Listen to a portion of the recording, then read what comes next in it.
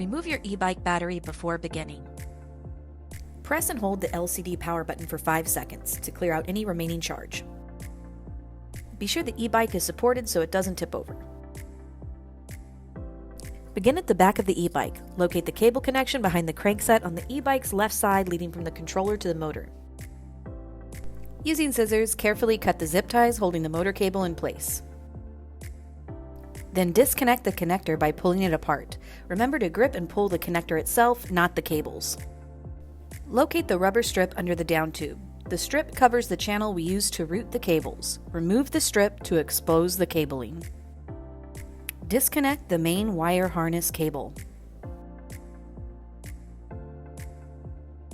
Now disconnect the headlight connection from the controller. Remember to pull the connectors apart from the connector itself, not the cables. The XT60 connector has an additional zip tie holding both ends together. Cut it to continue removal. Locate the controller dock cover on the right side of the e-bike. Use a 2.5mm Allen wrench to remove both Allen bolts and release the controller dock cover. Looking from the right side of the e-bike, you'll see 2 Allen bolts that secure the controller to the inside of the frame. Use a 3mm Allen wrench to remove them and set aside. Unplug the cadence sensor cable, then follow the rear light cable to the back seat and unplug it.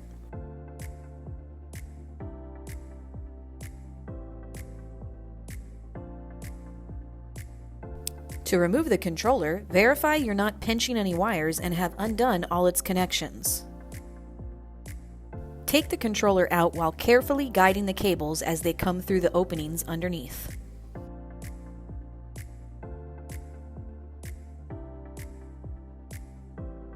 Remove the new controller from the packaging. Carefully cut the cable ties and sort the cables according to length as you'll start working with the longer ones.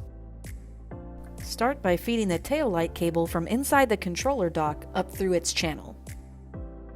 And connect the tail light cable plug to prevent the wiring harness from falling back in the seat tube. Start feeding the cable bundles into their corresponding openings beneath the controller dock.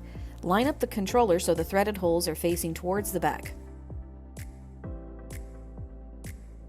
Install the controller, being careful not to crush any wiring or connectors. You'll see the threaded holes line up on the other side. Once lined up, hold it in position and secure it by installing the 3mm bolts you previously removed.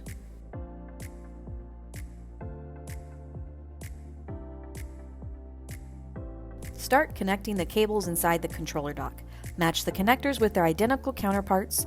Each one has a specific number of pins that helps you match them up. Line up the connectors before pushing them together, and make sure they're mated and flush with each other. Use a zip tie to secure the 2 XT60 connectors together. This will reduce the risk of the connector disconnecting while riding.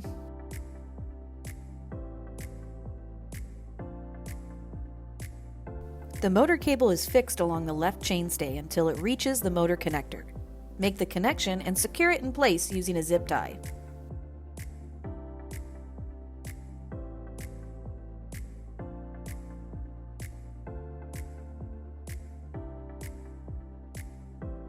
Arrange the wiring harness under the down tube. You can connect one by one and use zip ties to secure them loosely in place while adjusting the cable slack.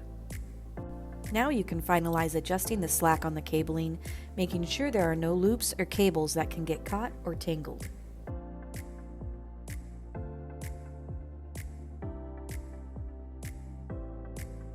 Now you can install the rubber strip back by pushing and pulling on the rubber. You can use a dab of alcohol along the sides to help it slide. Inspect your e-bike to verify all connectors and items were removed and are secured in place, and that there are no cables or wiring loops close to the wheels or moving parts. Install the controller dock cover using the 2.5mm Allen wrench and the bolts you have removed.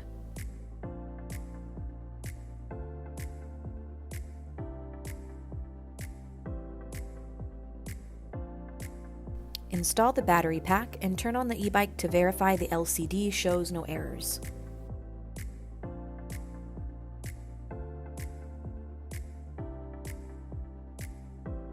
Turn on and test lights.